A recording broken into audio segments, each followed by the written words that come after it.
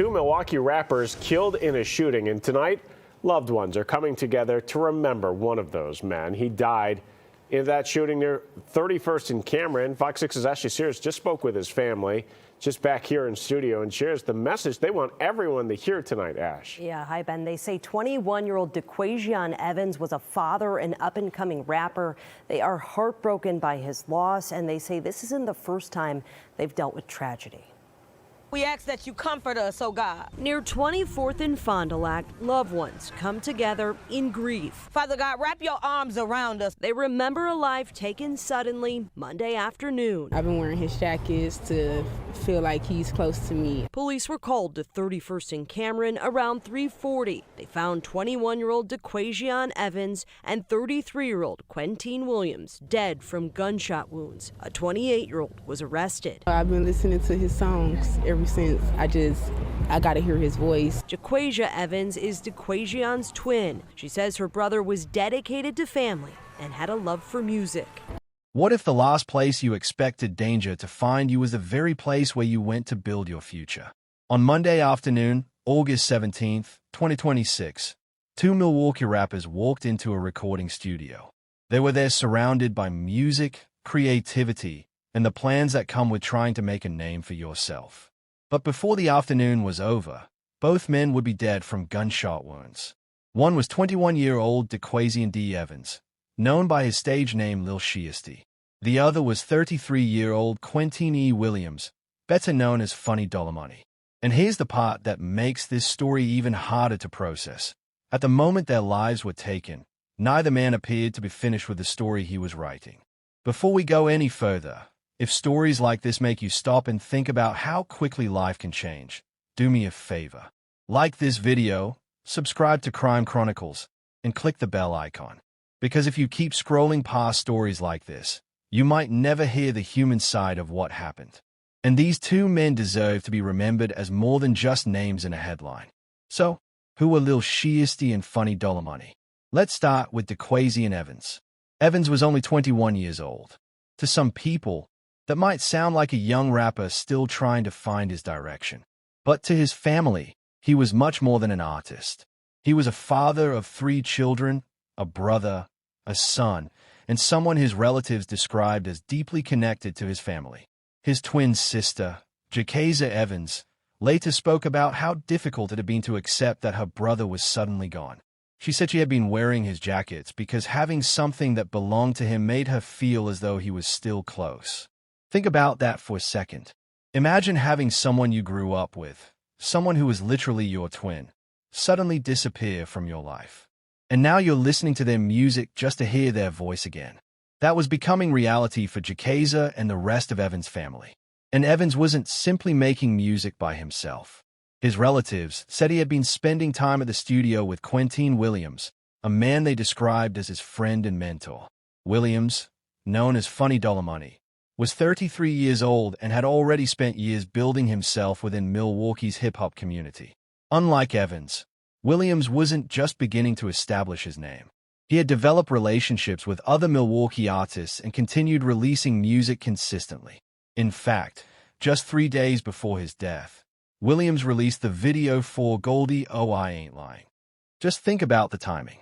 On August 14th, people could still press play and hear Funny Dollar Money creating something new. 3 days later, he was dead. And suddenly, that music wasn't simply another release. For the people who loved him, it became part of his legacy.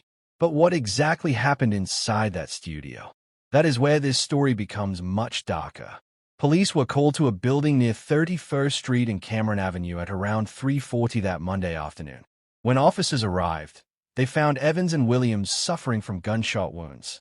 Both men died at the scene, and investigators had a major question to answer. Why? At this point, authorities have not publicly established a motive for the shooting. A 28-year-old person was arrested in connection with the deaths, and the case was referred to the Milwaukee County District Attorney's Office for charging consideration. But an arrest does not automatically tell us what happened. It doesn't tell us why the two men were targeted. It doesn't tell us what happened immediately before the gunfire. And it certainly doesn't tell us whether the public has heard the entire story. So now we're left with two young men, two families devastated, a Milwaukee music community in mourning, and an investigation that is still unfolding. And perhaps the most painful question is this. If someone had known that August 17th would be the last day of their lives, what would they have done differently? Would they have stayed home? Would they have called their family? Would they have hugged their children a little longer? Or would they have walked into that studio just as they normally did, never imagining that they wouldn't walk back out? Because that's the frightening thing about sudden violence. The victim doesn't always know they're living their final ordinary moment. And for Lil Sheisty and Funny Dollar Money, that ordinary moment ended with gunfire. But before we try to understand the investigation, we need to understand the people at the center of it. Because when we hear names like Lil Sheisty and Funny Dollar Money, it can be easy to picture only the artists, the stage names, the music, the Milwaukee rap scene. But Quentene Williams was more than Funny Dollar Money. To the people who knew him, he was a family member, a friend, an uncle, and someone who had spent years trying to make something of himself through music. At 33, Williams had already experienced more of life than his younger friend and fellow artist, Dequaiseon Evans. He had watched the Milwaukee music scene change, watched artists come and go, and continued working on his own craft. And that persistence tells us something about him. He wasn't simply recording music for attention. He was still putting material out, still working with other artists, and still trying to move forward. Then there was Evans. At just 21, he was at a completely different point in his life. He was raising 3 children while pursuing music and trying to establish his own identity as Lil Sheisty. That combination is important, because when someone is a young parent, their life is no longer only about themselves. Every decision carries another responsibility. His family remembered him as someone who cared deeply about his children. And this is where the relationship between the two men becomes significant. According to relatives, Williams and Evans had developed a friendship that went beyond simply making music together. Williams was described as a mentor to the younger rapper. Can you imagine what that relationship may have meant to Evans? A young artist trying to find his place, spending time around someone older and more experienced, learning from him, creating music together, and believing there was still time to build something. Then, in one afternoon, both lives were gone. The shooting happened at a building near 31st Street and Cameron Avenue in Milwaukee. Police were called shortly before 3:40 p.m. When officers arrived, they found 2 people suffering from gunshot wounds. Those 2 people were Evans and Williams. Both were pronounced dead at the location. Now here's where investigators had to separate what they knew from what they didn't know. They knew there were 2 victims. They knew both had been shot. They knew the deaths were connected to the same incident.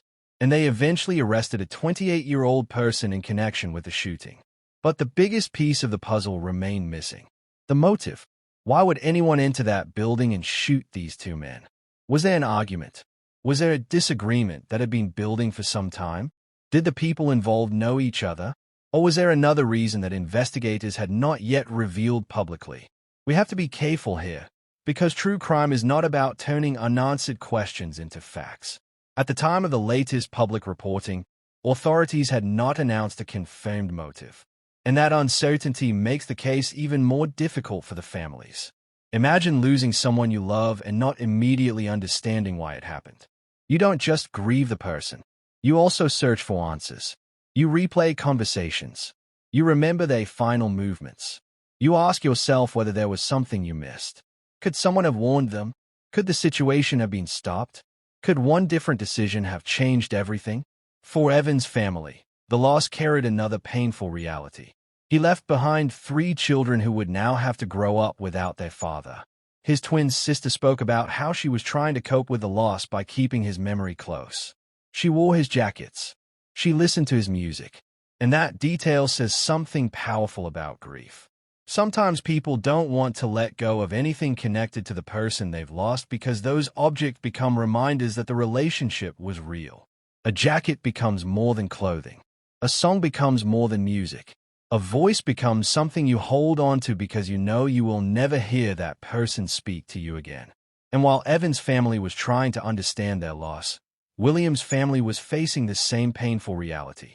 There had been no indication that August 17th would be his final day. Only 3 days earlier, His latest music video had been released. His career was still moving. His plans were still unfolding. And then everything stopped. But the investigation was only beginning. Because somewhere between the moment the two men arrived at that building and the moment police arrived, something happened. Something caused two lives to end. And investigators now had to reconstruct those missing minutes. Who was there? What was said? What happened immediately before the shots? And most importantly, what evidence could reveal the truth? Those questions would become the focus of the investigation. And as the community mourned, police were beginning the painstaking process of piecing together what happened inside that building. Because sometimes the truth isn't sitting in one obvious place. Sometimes it's hidden in a witness statement, a camera recording, a phone, a message, or one small detail that initially seems unimportant. And somewhere in those details could be the answer to why Lil Sheisty and Funny Dollar Money never made it home that afternoon. And now we come to the part of this story where the unanswered questions become even more important. Because investigators had two victims, a crime scene, and a community desperate to understand what had happened. But there was still a person in custody. Police arrested a 28-year-old person in connection with the shooting. That development gave investigators an important starting point, but it did not immediately explain the entire sequence of events. And this is something I want you to keep in mind as we continue. An arrest is not the same thing as a conviction. Until prosecutors present evidence in court and a case is proven, we cannot assume that every unanswered detail has already been established. The Milwaukee County District Attorney's Office was reviewing the case for charging consideration. So while the public was asking questions, investigators and prosecutors were dealing with something very different: evidence. They had to determine what happened before the shooting, what happened during it, and what happened afterward. They would need to examine the crime scene, speak with witnesses, review any available surveillance footage, and determine whether other evidence could connect the suspect to the deaths. And think about how difficult that process can be. A family wants answers immediately. The community wants answers immediately. But investigators have to build a case carefully. One wrong assumption can change everything. One overlooked piece of evidence can leave an important question unanswered. And somewhere inside this investigation was the question everyone wanted answered. Why were these two men killed?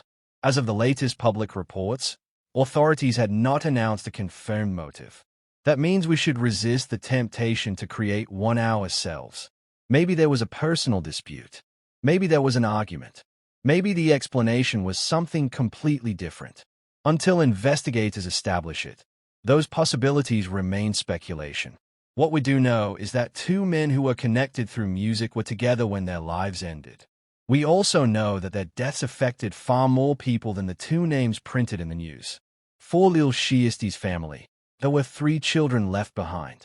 There was his twin sister trying to cope with losing the person who had shared her life from birth. There were relatives gathering at a vigil, trying to turn unbearable grief into something they could survive. And for Funny Dollar Money's loved ones, there was the painful realization that a man who had been creating music only days earlier would never create another song. That is one of the strange things about death. The world continues moving. Cars still drive through Milwaukee. People still go to work. Music still plays.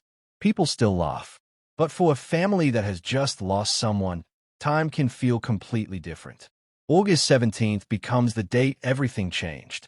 And every anniversary, every birthday, every song, and every familiar place can bring the memories back. For Evan's children, the questions may become even harder as they grow older. Who was their father? What did he sound like? What kind of dreams did he have? What did he want to accomplish? And why was he taken away? Those are questions that no police report can fully answer. A police report can document evidence. A courtroom can determine responsibility.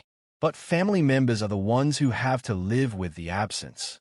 And perhaps that is the most important part of this story. Lil Sheisty and Funny Dollar Money should not be remembered only because they were victims of a Milwaukee shooting. They were people who were still becoming who they wanted to be. Evans was a young father with a developing music career.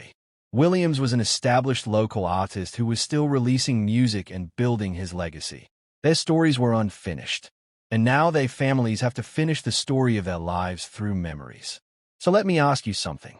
When you hear about a case like this, do you think the human mind naturally searches for someone or something to blame, even before all the facts are known? Why do we sometimes create explanations when the truth is still unclear? And if you were one of their family members, would knowing the motive actually bring peace? Or would you still be left asking the same question? Why did it have to happen at all? Because sometimes justice can tell us who is responsible. But justice cannot bring a father back to his children. It cannot return a brother to his twin sister. And it cannot give an artist another day to create the music he still had left inside him. That is the tragedy behind Dequaiseon Evans, Lil Sheisty, and Quentene Williams, Funny Money. Two Milwaukee rappers. Two families changed forever. One afternoon that ended in gunfire. And an investigation that still has questions waiting to be answered. If this story made you stop and think about how quickly an ordinary day can become someone's final day, don't just scroll away. Like this video, subscribe to Crime Chronicles, and click the bell icon so you don't miss our next investigation.